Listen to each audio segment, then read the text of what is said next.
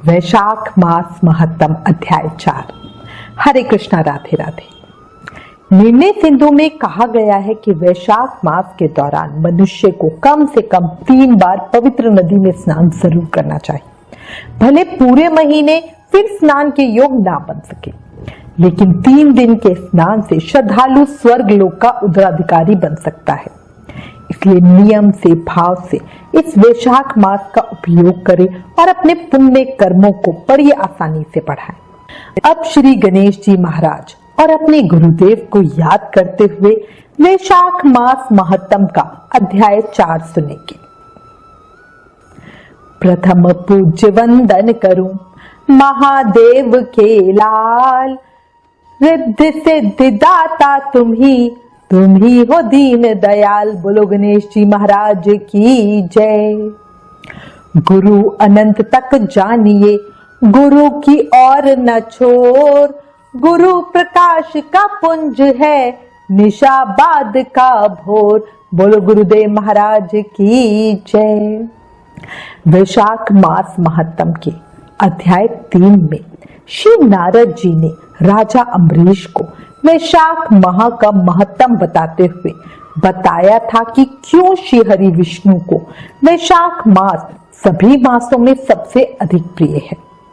अब आज इस अध्याय 4 में वैशाख स्नान में 5 प्रेतों के उद्धार की कथा का श्रवण करेंगे। शुरू करते हैं। राजा अम्बरीश ने नारद मुनि को कहा, हे मुनि, जिसके चिंतन मात्र से पाप राशि का अंत हो जाता है, उस पाप प्रशमन नामक स्तोत्र को मैं भी सुनना चाहता हूँ। आज मैं धन्य हुआ, आपने मुझे उस शुभ विधि का श्रवण कराया जिसके सुनने मात्र से पापों का क्षय हो जाता है। वैशाख मास में जो भगवान केशव के कल्याणमय नामों का कीर्तन किया करता है, उसी को मैं संसार में सबसे बड़ा पुण्य मानता हूँ। जो लोग माधव मास में भगवान मधुसूदन के नामों का स्मरण करते हैं, वे धन्य हैं। यदि आप उचित समझे तो मुझे पुनः माधव मास की पवित्र कथा सुनाएं। श्री सूत जी कहते हैं, राजाओं में श्रेष्ठ हरि भक्त राजा अम्बरीश का वचन सुनकर नारद मुनि को बड़ी प्रसन्नता हुई।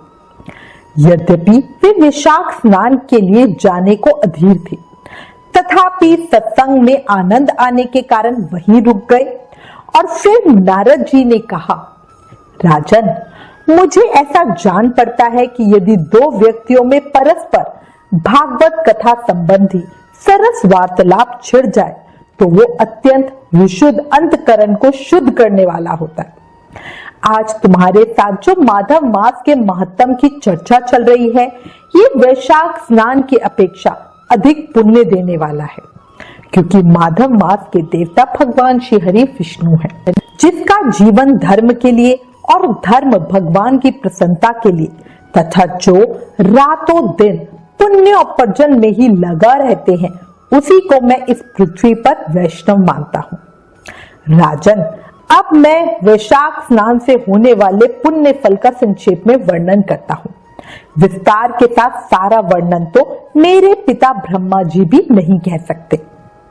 वैशाख में डुबकी लगाने मात्र से समस्त पाप छूट जाते हैं।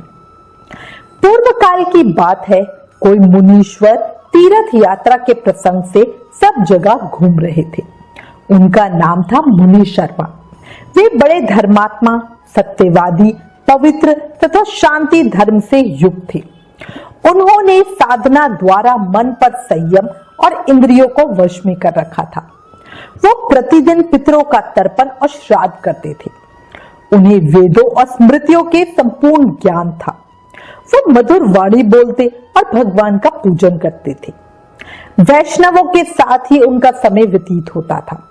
वे तीनों कालों के ज्ञाता, मुनि, दयालु, अत्यंत तेजस्वी, तत्वज्ञानी और ब्राह्मण भक्त थे। वैशाख का महीना था। मुनि शर्मा स्नान के लिए नर्मदा के किनारे जा रहे थे। उसी समय उन्होंने अपने सामने 5 पुरुषों को देखा जो भारी दुर्गति में फंसे हुए थे। वे अभी अभी एक दूसरे से मिले थे। उनके शरीर का रंग काला था। वो एक बरगद की छाया में बैठे हुए थे। और पापों के कारण चिंतित होकर चारों ओर देख रहे थे। उन्हें देखकर मुनीश्वर मुनि शर्मा बड़े आश्चर्य में पड़े और सोचने लगे, इस भयानक वन में ये मनुष्य कहां से आए। मुनि शर्मा सोचने लगे, इनके हालत बड़ी दयनीय है, पर इनका आकार बड़ा भयानक है। ये पाप भागी चोर तो नहीं है। मुनि शर्मा जो ही इस प्रकार विचार कर रहे थे, उसी समय चारों पुरुष उनके पास आए और हाथ जोड़कर मुनि शर्मा से बोले, हे विप्रवर, हमें आप कल्याणमय पुरुषोत्तम जान पड़ते हैं। हम दुखी जीव हैं, अपना दुख विचार कर आपको बताना चाहते हैं। हे मुनि, आप कृपया करके हमारी कथा सुने, क्योंकि साधु पुरुष अपनी दृष्टि मात्र से पीड़ितों की पीड़ाएं हर लेते हैं। इतना कहकर उनमें से एक ने सबका परिचय देना प्रारंभ किया। मैं पांचाल देश का क्षत्रिय हूं, मेरा नाम नरवाहन है। मैंने मार्ग में मोहवश बाण द्वारा एक ब्राह्मण की हत्या कर डाली। मुझसे ब्रह्म हत्या का पाप हो गया, इसलिए शिखा, सूत्र और तिलक से रहित होकर इस पृथ्वी पर घूमता हूं और सबसे कहता फिरता हूं कि मैं ब्रह्म हत्यारा हूं। मुझ महापापी ब्रह्मघाती को आप कृपा की भिक्षा दें। इस दशा में पड़े पड़े मुझे 1 वर्ष बीत गया है। मैं पाप से जल रहा हूं, मेरा चित्त शोक से व्याकुल है। तथा ये जो सामने दिखाई देते हैं, इनका नाम चंद्र शर्मा है। ये जाति के ब्राह्मण हैं। इन्होंने मोह से मलिन होकर गुरु का वध किया है और ये मगध देश के निवासी हैं। इनके स्वजनों ने इनका परित्याग कर दिया है। ये भी घूमते घूमते दैव योग से यहाँ आ पहुंचे हैं। इनके भी ना शिखा है ना सूत्र है। ब्राह्मण का कोई भी चिन्ह इनके शरीर में नहीं रह गया। इनके सिवा जो ये तीसरे व्यक्ति हैं, इनका नाम देव शर्मा है। हे मुनि, ये भी बड़े कष्ट में है। ये भी जाति के ब्राह्मण हैं, किंतु मोहवश वैश्या की आसक्ति में फंसकर शराबी हो गए थे। इन्होंने भी पूछने पे अपना सारा हाल सच सच कह सुनाया।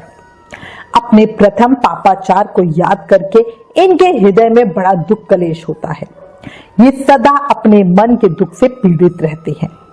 इनको इनकी स्त्री ने, बंधु बांधवों ने तथा गांव के सब लोगों ने वहां से निकाल दिया। ये अपने उसी पाप के साथ भ्रमण करते हुए यहाँ आए हैं। ये चौथे महाशय जाति के वैश्य हैं। इनका नाम विदुर है।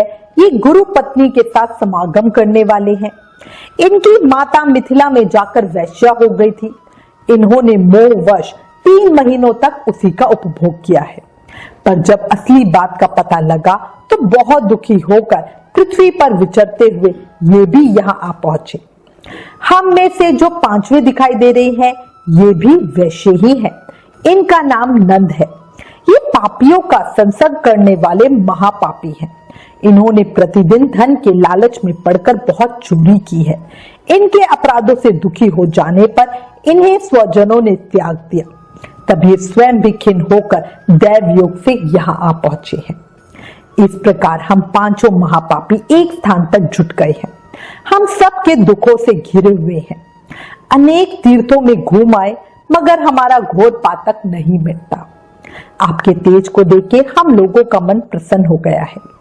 आप जैसे साधु पुरुषों के पुण्यमय दर्शन से हमारे पातकों के अंत होने की सूचना हमें मिल रही है। हे स्वामी, कोई ऐसा उपाय बताइए जिससे हम लोगों के पापों का नाश हो जाए। हे प्रभु, आप वेदों के ज्ञाता और परम दयालु जान पड़ते हैं। आपसे हमें अपने उद्धार की बड़ी आशा है। मुनि शर्मा जी ने कहा, तुम लोगों ने अज्ञानवश पाप किया है, किंतु इसके लिए तुम्हारे मन में खेद है तथा तुम सबके सच सच बोल रहे हो। इस कारण तुम्हारे ऊपर कृपा करना मेरा कर्तव्य है। मेरी सत्य बातें सुनो। पूर्व काल में एक समय जब मुनियों का समूह एक जगह एकत्रित हुआ था, उस समय मैंने महर्षि अंगीरा के मुख से जो कुछ सुना था, वही वेद शास्त्रों में भी देखा। वो सबके लिए विश्वास करने योग्य है। मेरी आराधना से संतुष्ट हुए स्वयं भगवान विष्णु ने भी पहले ऐसी ही बात बताई थी, जो इस प्रकार है। भोजन से बढ़कर दूसरा कोई तृप्ति का साधन नहीं है। पिता से बढ़कर कोई गुरु नहीं है। ब्राह्मणों से उत्तम दूसरा कोई पात्र नहीं है तथा भगवान विष्णु से श्रेष्ठ दूसरा कोई देवता नहीं है। गंगा की समानता करने वाला कोई तीर्थ, गौदान की तुलना करने वाला कोई दान, गायत्री के समान जप, एकादशी के तुल्य व्रत, भार्या के समान मित्र, दया के समान धर्म तथा स्वतंत्रता के समान सुख नहीं है। गृहस्थ से बढ़कर आश्रम, सत्य से बढ़कर सदाचार नहीं है। इसी प्रकार संतोष के समान सुख तथा वैशाख माह के समान महान पापों का अपहरण करने वाला दूसरा कोई मास नहीं है। वैशाख मास भगवान मधुसूदन को बहुत प्रिय है। गंगा आदि तीर्थों में तो वैशाख स्नान का सुयोग अत्यंत दुर्लभ है। उस समय गंगा, जमुना तथा नर्मदा की प्राप्ति कठिन होती है। जो शुद्ध हृदय वाले मनुष्य भगवान के भजन में तत्पर होकर पूरे वैशाख मास में प्रातः काल गंगा स्नान करते हैं, वो सब पापों से मुक्त होकर परम गति को प्राप्त होते हैं।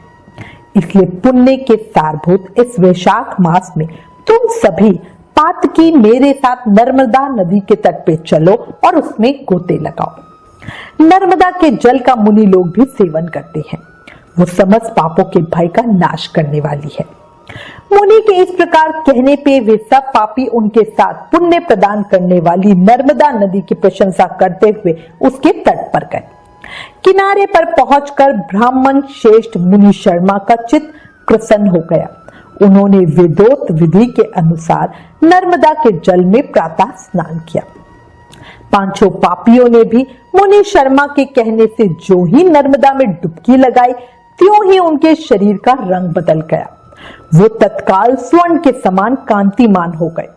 फिर मुनि शर्मा ने सब लोगों के सामने उन्हें पाप प्रशमन नामक स्तोत्र सुनाया। वैशाख महामहत्तम अध्याय 4 समाप्त। कल अध्याय 5 में पाप प्रशमन स्तोत्र का रसपान करेंगे। देखो, जब पता है जीवन क्षण भंगुर है, अभी है और अभी नहीं, और जब हमें अगली घड़ी का भी नहीं पता कि क्या हो जाए और क्या नहीं, तो क्यों ना इस शरीर का उपयोग करके अभी अपने कर्म बंधनों से हम मुक्ति पा ले। सही कह रही हूं। और इसका सबसे सरल रास्ता है नाम जाप करना। याद रखो, कलयुग केवल नाम आधार। सिर्फ नाम जाप करके ही हमें भक्ति, प्रेम, मुक्ति, शक्ति, प्रेम सब मिल सकता है। इसलिए प्रेम से, मन से, भाव से हर सांस के साथ हर समय जप करते रहो। हरे कृष्णा कृष्ण कृष्ण हरे हरे, हरे Ram Ram Ram Hare Hare. Please in videos को ज्यादा से ज्यादा शेयर करके शास्त्रों का ज्यादा से ज्यादा प्रचार करें। ये भी एक सेवा है। Please like, share and subscribe. Thank you. Hare Krishna.